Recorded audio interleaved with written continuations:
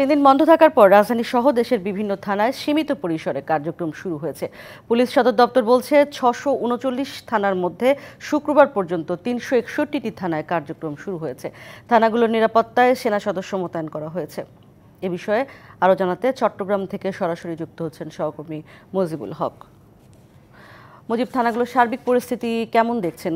কি বলছেন কাজে যোগ দেওয়া পুলিশ সদস্যরা, আর যারা সেবা নিতে আসছেন, বিভিন্ন রকম সেবা নিতে আসছেন, তারাই বা কি বলছেন?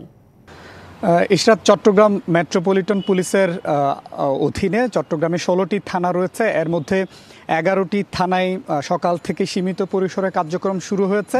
আমরা দেখেছি এর মধ্যে পাঁচলাইশ, চাঁদগাঁও, কোতোয়ালি, ডবলমুরিং সহ বাইজিদ, বোস্তামি সহ যে কয়টি থানা আছে এর মধ্যে সীমিত পরিসরে কার্যক্রম শুরু হয়েছে। কর্তব্যরত এখানে যারা পুলিশ সদস্যরা আছেন তারা কেউ সাধারণ ডায়েরি সহ অন্যান্য কাজ করতে আসলে তাদের সাথে তারা সহযোগিতার কাজ করছেন। পাশাপাশি বেশ কয়েকদিন ধরে যে চলমান অস্থিরতা সেটি কাটাতে থানাগুলোর সামনে সেনা সদস্যরা মোতায়েন রয়েছেন সশস্ত্র। এর পাশাপাশি আনসার ব্যাটালিয়নের যে সদস্যরা রয়েছেন তারাও রয়েছেন। আমরা দেখছি যে বাইরের যে প্রধান ফটক থানাগুলোর সেখান থেকে শুরু করে একেবারে ঢোকার যে স্থান সেখানে পর্যন্ত সেনা সদস্যরা এক ধরনের নিশ্চিত নিরাপত্তা ব্যবস্থা জোরদার করা হচ্ছে। অর্থাৎ যে এখানে থানায় যারা যোগ দিচ্ছেন পুলিশ সদস্যরা, তাদের মধ্যে এক ধরনের মানসিক যে দুর্বলতা, অর্থাৎ এই তারা অনেক সহকর্মী হারিয়েছেন, তারা সেই সহকর্মী হারানোর বেদনার যে ছাপ সেটি আমরা অনেকের মধ্যে দেখেছি। এরপরেও তারা ঘুরে দাঁড়াতে চান এবং সাধারণ মানুষ যারা থানায় আসছেন, সেবা নিতে আসছেন, তাদেরকেও তারা সহযোগিতা করতে চান।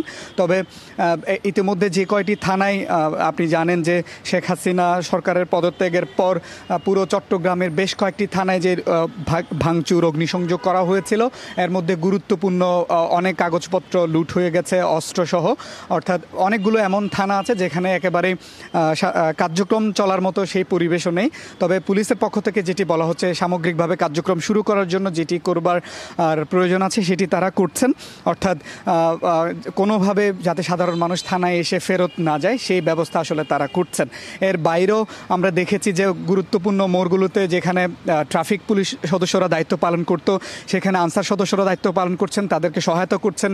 বিভিন্ন প্রতিষ্ঠানের শিক্ষার্থীরা মোড়ে মোড়ে দায়িত্ব পালন করছেন। অর্থাৎ যে আইন শৃঙ্খলা পরিণতি অবস্থার যে এতদিন ধরে আসলে এক ধরনের অবনতির দিকে যাচ্ছিল, সেক্ষেত্রে সেটি যৌথভাবে যাতে ফিরিয়ে আনা যায়, সাধারণ শিক্ষার্থীদের পাশাপাশি আনসার সদস্যরা এবং বিশেষ করে সেনা সদস্যরা এখানে গুরুত্বপূর্ণ একটি ভূমিকা আসলে রাখছেন। রাতের বেলা আমরা দেখছি যে বন্দরনগরীতে বিভিন্ন জায়গায় ডাকাতি সহ বিভিন্ন এক ধরনের ঘটনা ঘটছে। সেই ঘটনাগুলো যাতে ঠেকানো যায়, অস্থিরতা যেগুলো হচ্ছে, আইন শৃঙ্খলা পরিস্থিতির যে অবনতির এক ধরনের আশঙ্কা করা হচ্ছে, সেটি যাতে না হয়, সেনা সদস্যরা আসলে নগরীর গুরুত্বপূর্ণ মোড়গুলোর পাশাপাশি আবাসিক এলাকাগুলো, শিল্প অঞ্চল যেগুলো আছে সেখানে তারা নিরাপত্তা ব্যবস্থা যেটি গাড়ি সহকারে সশস্ত্র তারা আসলে মহড়া দিচ্ছেন। থানার অভ্যন্তরে এবং বাইরে নিরাপত্তা নিশ্চিত করবার জন্য যেটি করা দরকার আসলে সেটি তারা করছেন। তো সব মিলিয়ে এখন পর্যন্ত আমরা সকালে বেশ কয়েকটি থানায় ঘুরেছি, এখন পাঁচলাইশ থানায় আছে। এর আগে আমরা কোতোয়ালিতে গিয়েছিলাম, সেখানে থানার ভারপ্রাপ্ত কর্মকর্তা সহ পুলিশ সদস্যরা যোগ দিয়েছেন। তারা পরিষ্কার পরিচ্ছন্নতা যে কাজ সেটি তারা করছেন। অর্থাৎ তারা বলছেন যে তারা কাজে ফিরতে চান, পাশাপাশি মানুষ যাতে এসে তাদের থানার যে সেবা সেটি তারা গ্রহণ করতে পারেন সে ব্যবস্থা আসলে তারা নিশ্চিত করতে চান। তো এই ছিল আমার কাছে। ধন্যবাদ আপনাকে মুজিব।